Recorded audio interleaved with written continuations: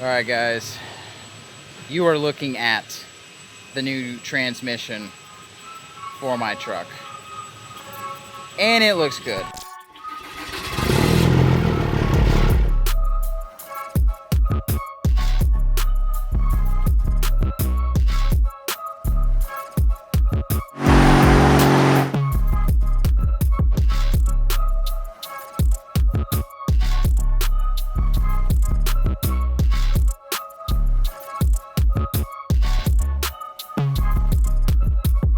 Chris grinded hard, got this thing knocked out, and I'm excited to see what she will do.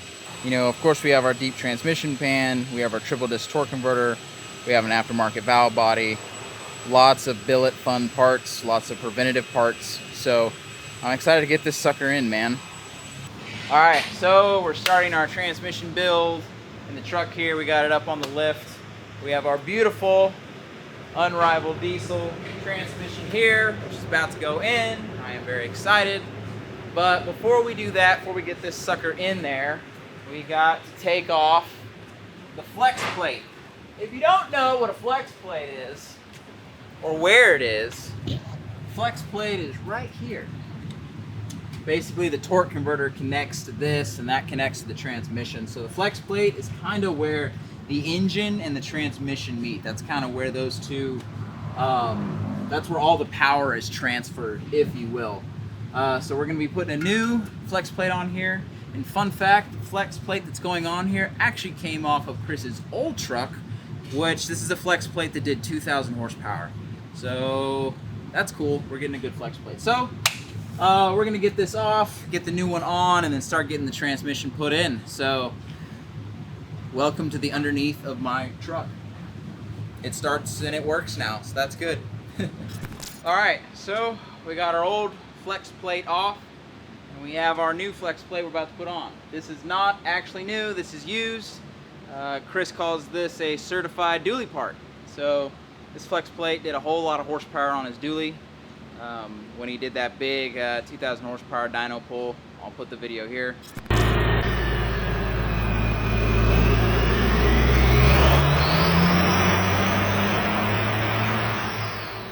But yeah, we got kind of comparison between a stock flex plate and a nice one. So this ought to hold real well.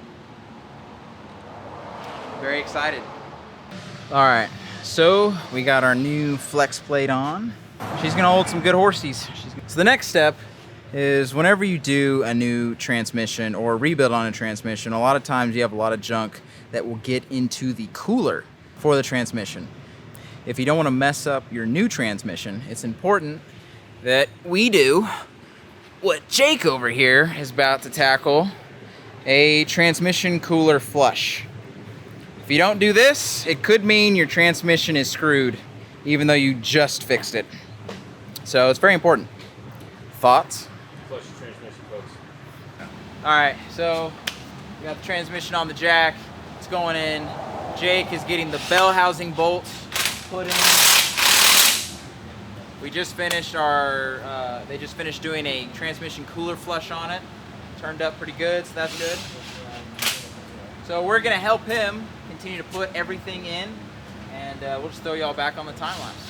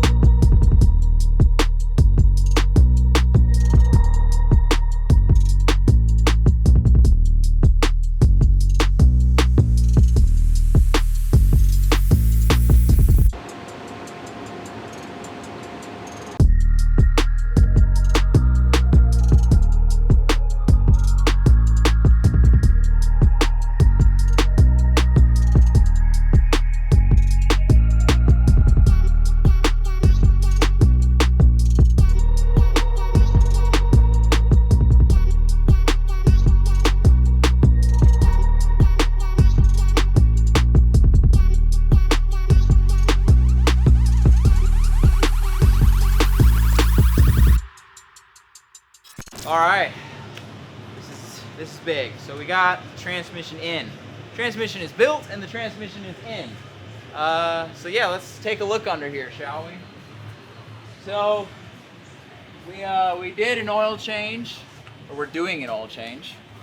We have our transmission up here, all put in. We have our nice shiny flex plate right there. You can kind of see. Got the front drive shaft in, rear drive shaft in, transfer case. We actually just changed the fluid on the transfer case here, so we got some fresh transmission fluid. And then of course we got our drive shafts going back. Wow.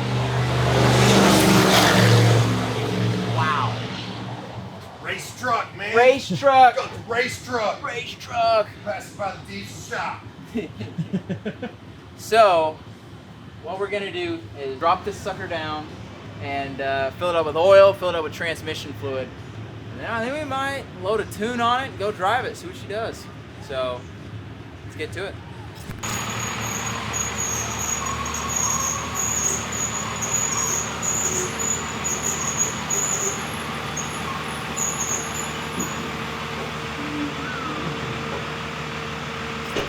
Alright, so we're going to do a little comparison video. This is the pipe that connects the turbo to the intercooler. This is what I got when I purchased my second gen swap from Bare Knuckles Diesel. This is what I got. It works, it held, it looks horrible. When you bring your stuff to Unrivaled, this is what you get. Beautiful welds by Chris Patterson himself, and some ports for some fun stuff. So yeah, let's get this thing on, man.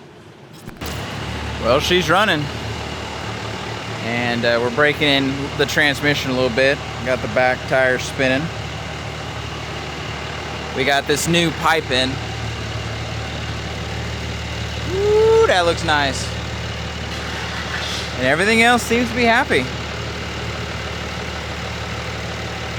Sounds good.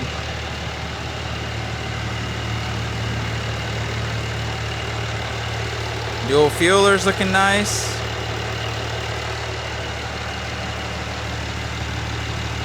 Curious to see how she runs. All right, so we are now here in the truck, and it's actually been a few weeks since the initial trans install. And I've been driving around with it for a few weeks, and I wanted to let y'all know kind of how this thing runs and how it feels. So we're driving right now. Everything's up to temp. I actually installed a transmission fan, so I'm gonna turn that on now. It helps a little bit, but not much, but we'll get into that later. But yeah, y'all can just kind of feel and kind of see how she shifts. So we got first gear, second gear, third, and then kind of holds third for a bit. There it goes, fourth gear lock. So yeah, that's kind of like an initial, just kind of easily getting on it, just kind of how it feels, kind of tell how it sounds. That was just in normal mode. I'm gonna switch it to tow haul here. So yeah, just kind of initial reactions to it. I really like how it shifts. It shifts real firm. Not like in between shifts it's not too firm, but like if you take it out of gear and then like you put it in gear, like like you can tell that the thing's like in gear. So this is a 47 RE valve body, which means it doesn't have the torque converter. It can't lock in first gear, which is nice because what happens is we just shifted to second, and in tow haul mode we'll shift, goes to second gear to lock, right there. Or that's third gear lock, sorry. And then we'll pass this guy here, and that's fourth gear lock. And that's when you're in tow haul, man, it's like those shifts are like really hard and crispy, which is good for towing, obviously, but it also helps to, from what I've found, kind of keep transmission temps down a little bit, because it's transferring the energy through the torque converter and not like through the clutches, if that makes sense. So it helps to like kind of reduce the heat. So that goes to my second point that I want to make, is that this is a built transmission. built transmissions get warmer than stock transmissions. It's just kind of the nature of the game. And since they get warmer than stock transmissions, it's highly recommended that you get some sort of transmission cooler whenever you get a built transmission. I don't have a transmission cooler like an aftermarket one, so it works okay, but I wired up a little fan, and that little fan helps out a ton with just keeping it cool. And also just kind of like not driving in town, and you know, I'll put it I'll put it in neutral, like at stoplights and stuff like that, to kind of keep the temps down. So that's kind of the only annoying thing. That's something that Chris did discuss with me, and I knew going into it, but I decided I was just going to do that later. Other than that, you know, it's a real fantastic transmission. It feels great. I haven't had any issues with it. And then also, like, it'll 100% hold the power to the ground, and it'll 100% like hold a good burnout.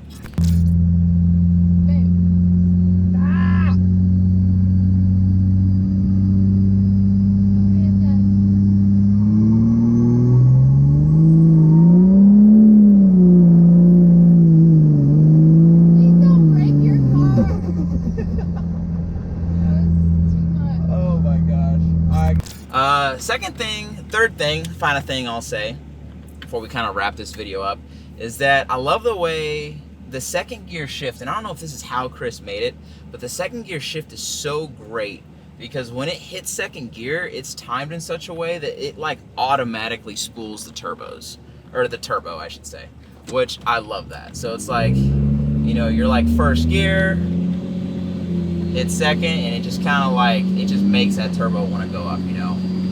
So anyway, I love it. Thanks, Chris, for building this for me. Can't wait to keep doing more stuff with you, man. But until next time, guys, this is LM Diesel, and I will catch y'all in the next one. Peace.